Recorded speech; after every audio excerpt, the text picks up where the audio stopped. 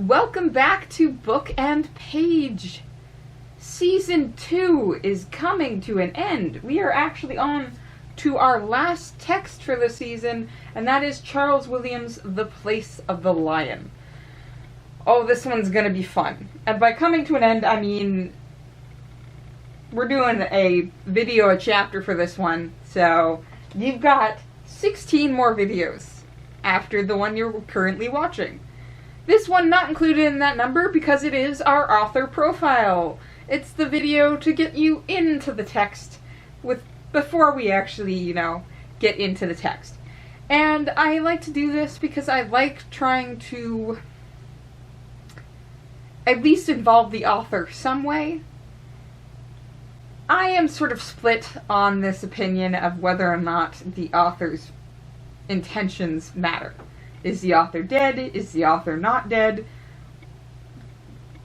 I have no idea here. And I find Charles Williams a particularly interesting study for this, simply because he was such a prolific writer in a lot of other areas that you can see that he's grappling with some very hard questions, even in sort of the sci-fi fantasy novels that he's writing.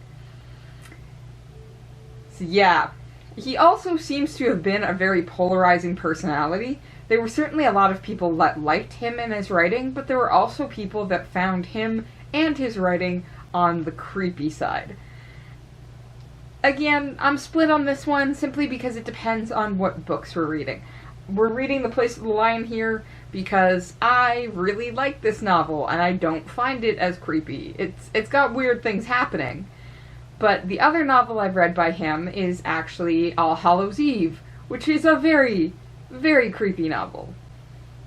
So, let's talk about Charles Williams, the person, in his historic context. The basics. Because I can't tell you what your opinion should be on the death of the author, or on how creepy his works are. I can tell you some facts. So let's go ahead and do that. So Charles Williams was born Charles Walter Stansby Williams on September 20th, 1886. So we do have another one of those people who's branching between the two centuries and inevitably living through 2 world wars.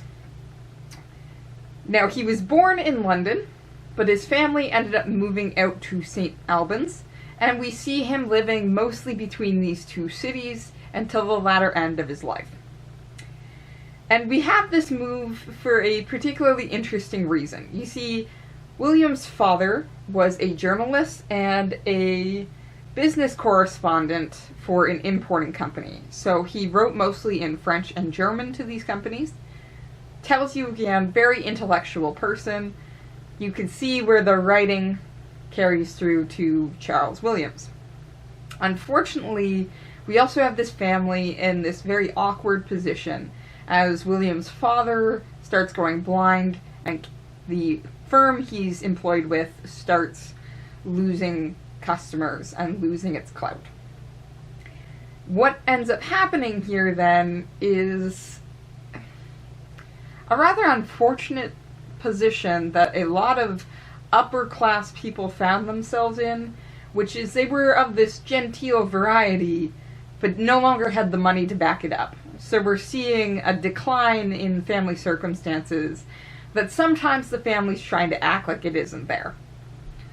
Charles Williams gets sent to St. Albans School for his education and does well enough that he actually gets a scholarship to attend University College London. Yeah, see, unfortunately the scholarship was not enough to actually pay all of Williams' tuition fees, and so he never ultimately ended up getting a degree. He left the university in 1904 and started working at a Methodist book room. Nice way of saying library. Library's fine too, but book room is the term that they use, so book room it is. Now, he's doing alright here, and turns out people like him well enough that Oxford University Press picks him up 4 years later as a proofreading assistant. So in 1908, He's off for Oxford University Press, working on texts. He does so well, in fact, that this company actually keeps him until his death. They give him more and more responsibilities, but he's got a steady income. And ultimately, working for the university press ends up helping him out in a couple of ways.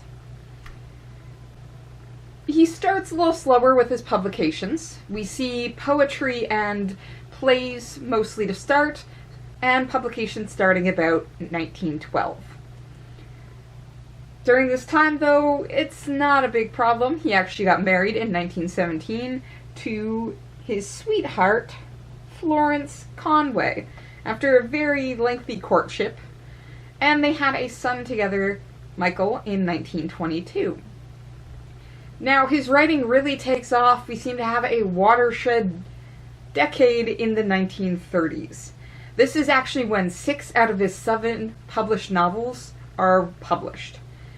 I say published novels because this man, like I said, is a prophetic writer in many different areas. He wrote poetry, plays, novels, writings on theology, and literary criticism as well. So we see a lot of publication happen, but not everything he writes is published. And so there's actually stuff that gets released after his death, and unfortunately a lot of it isn't finished. Needless to say, his death wasn't expected. So what we have happen is a nice little life as Charles Williams is publishing. He becomes best known for his novels, and if you've read any of them, you've probably figured out why.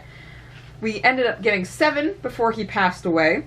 That is War in Heaven, which was released in 1930.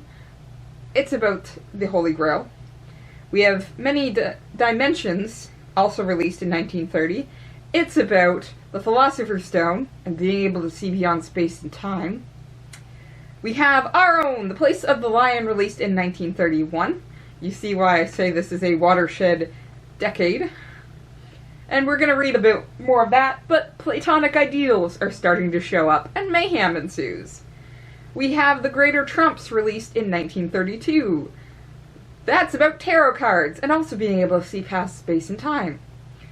We have Shadows of Ecstasy in 1933, Descent into Hell in 1937, his most popular one, and All Hallows Eve, 1945.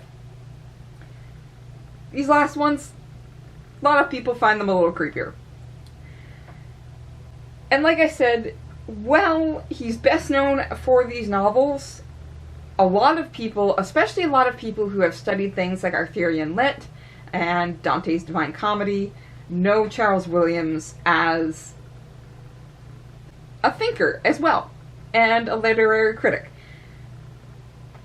And I don't think you can say you didn't realize he was that upon reading his novels. He can't separate it. It's not like one's a fun junky ride that has no deeper meaning. You read his novels and you realize all of this theology and literary criticism and poetry, everything just comes together in his novels. And it's just an absolutely wild ride. I picked The Place of the Lion, like I said, because Platonic ideals. We've got philosophy involved. This is going to be wacky fun! Now, these works really did actually gain Williams a lot of attention from other writers at the time. He continues to gain attention, but he's one of those people that people liked to read as he was getting started. This is not getting popular after his death type of thing. And in fact, a lot of writers actually point to Williams as an inspiration, including T.S. Eliot, and I find fascinatingly Dorothy L. Sayers, who was inspired to work on her translation of Dante's Divine Comedy after reading Williams' The Figure of Beatrice, an article on Dante's Divine Comedy. So we are seeing somebody who is not only prolific in a lot of writing, but he is connecting to other writers. This becomes even more apparent through a friendship with C.S. Lewis that happens to start in the most fascinating way. Williams ends up reading one of Lewis's works and likes it so well that he writes a quick letter of congratulations and admiration, pops it in the mail. At the same time, it turns out, though, that C.S. Lewis was actually reading The Place of the Lion and liked it so well that he too wrote a letter and sent it off. Likely the letters even passed in postage. That was how close this timing was, and this started a fantastic friendship between the two writers. It might seem then a bit surprising that we actually have C.S. Lewis liking somebody like Charles Williams. C.S. Lewis attained his degree. He taught. Same with Tolkien. How do we end up having Charles Williams part of the Inklings? But that's because of the Oxford University Press. You see, when World War II broke out in 1939, Oxford University Press was actually based in London, and that's why I said that Charles Williams spent most of his life in St. Albans and London. However, they did not feel the building was secure enough, and when the threat of bombings became apparent, the press actually moved properly into Oxford.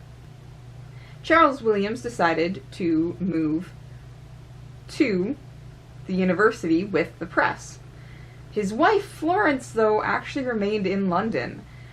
So, for the rest of his life, he wrote her letters, but whether or not he saw her often, probably not. Yes, see, Charles Williams, while he loved his wife dearly, also loved his work. So it made sense to move with the press to Oxford. And in fact, if he had lived longer, this would have made a huge change in his life. You see, several important things happened while he was at Oxford. He started in with the Inklings, and this group loved to either sit in Lewis's office or go to the Eagle and the Child, better known as the Bird and the Baby, to read each other's works, criticize, critique, and help improve. In fact, Charles Williams ended up getting advice on his final novel, All Hallows Eve, and likely heard early editions of Lord of the Rings during this time. If this was it, maybe it wouldn't have been that big of a difference, but Oxford was actually short of lecturers, and the Inklings liked Williams well enough that they pulled some strings, especially Lewis, and Williams ended up lecturing. Again, he was a bit polarizing. Some people found his aggressive way of lecturing a little off-putting, but other people were absolutely fascinated by the man and really enjoyed his lectures, even if they didn't necessarily enjoy his novels. There was talk of moving him towards the poetry chair for the university, especially after he received an honorary MA from them, though it never quite got there. You see, it turns out Williams had often been bothered by abdominal pain, and following a flare-up, he went into emergency surgery that he never came out of. He actually passed away at the age of 58 on the 15th of May, 1945. Yeah, he never even saw the end of World War II, which is why I say he likely didn't see his wife very often in the last years of his life. She would have been in London, he would have been in Oxford, and, well, 700 letters says that they wrote more than they visited. Ultimately, it was a loss for a lot of people. At 58, most people would have considered Charles Williams in his writing prime, not at the end of everything. So there were works that were never completed, some that were released, others that are in bits and pieces. I am very sad to find out that he actually had a paper he was working on called The Figure of Arthur, which I find would have been absolutely fascinating if he had been able to complete it. But he wasn't expecting his death, nor was anybody else. And ultimately, it passed kind of quietly. You see, those were the final weeks of World War II. They were finally moving towards peace and could see the end of the dark times. So the world, for the most part, didn't notice a guest lecturer and writer who passed away in Oxford. The university, though, well, they were struck very deeply. In fact, Charles Williams was buried in Oxford, rather than returning to London or St. Albans, where his life had been previously. It speaks a lot to the fact that these years of his life, though his last, were formidable for him, and those around him. And ultimately, we still have his novels and his writings to read. It's a little sad, but like I said, he could be polarizing. So whether or not you like him or not, I don't think it has to be affected by his early death, or anything for that matter. With that said, now that we know a little bit about Charles Williams, why don't we learn a little bit about The Place of the Lion? This one's going to be fun. Little philosophy and a little fantasy to end out season 2. So I'm going to start reading, and I hope you do too. See you next time.